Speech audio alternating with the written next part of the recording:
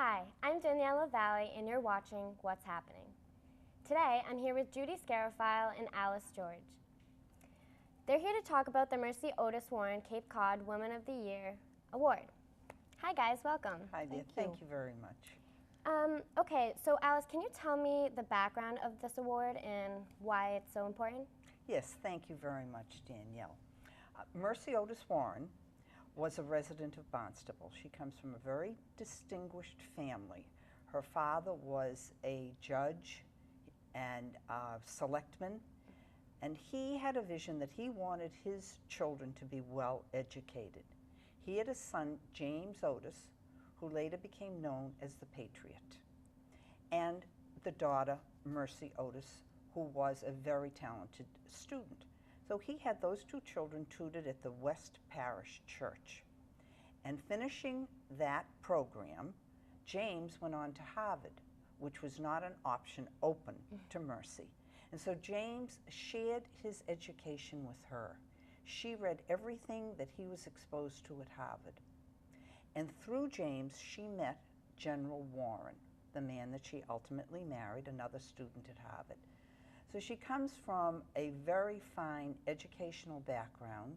She comes from a background of her family supporting her in her desire to be well educated. So while her husband, General Warren, was off at the Revolution, she became a writer. That's when she started her writing career, educating the public about the issues of the Revolution and promoting women's rights. At the time of, 2001, a statue was erected to James Otis on the front of the Barnstable Courthouse. And after that was completed, they thought, well, we should have one of Mercy Otis because she is distinguished in her own way. So that was erected, and then we started, it was suggested we start a Woman of the Year award for 2002.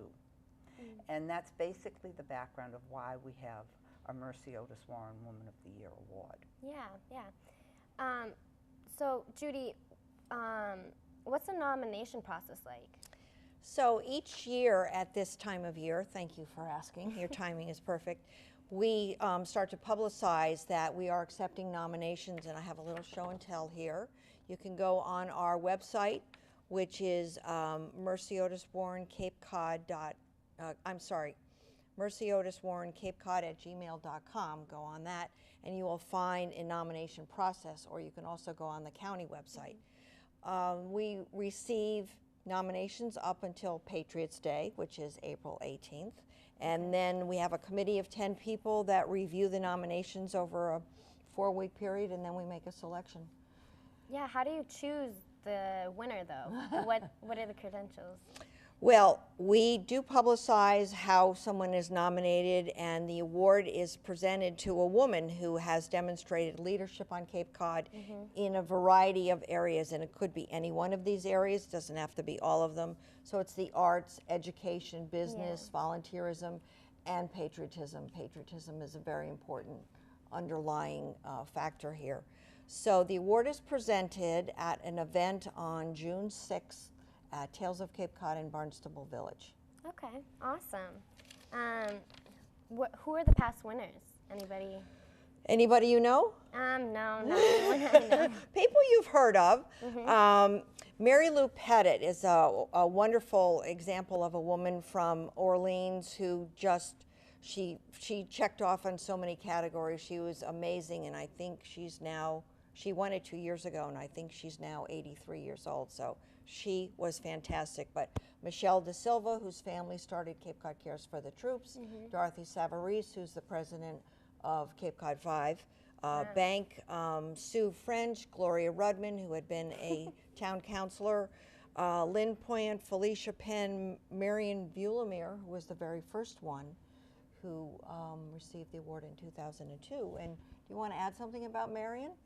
Marion Vulamir had the longest running book review program on public access television in the country.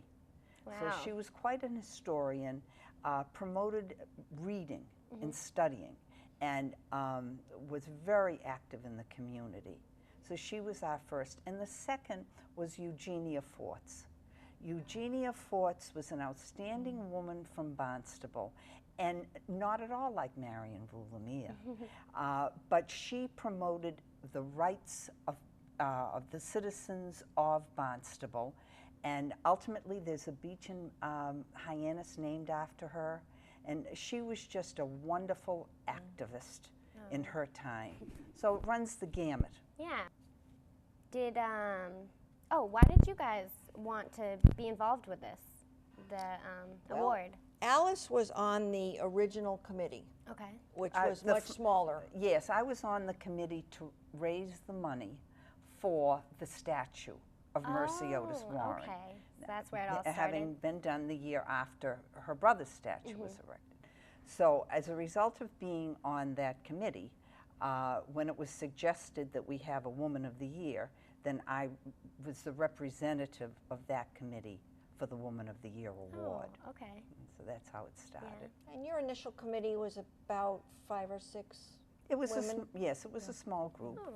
and it's under Judy Scarafile's leadership. It has expanded, and we are very proud to be able to say that we are able to recognize women on the Cape who are outstanding in the community. One important thing is a lot of people think that because Mercy Otis Warren's statue is in Barnstable Village and the event is in Barnstable Village, and Mercy lived in West Barnstable, that it's all about Barnstable, but it isn't just about Barnstable. And we really make an effort to get the word out that it's all of Cape Cod. So we have teams on our committee who go out from Provincetown to Bourne. They pass out these flyers in little folder holders. They have posters to put up. You can pick this up at any town hall, post office, library, or online.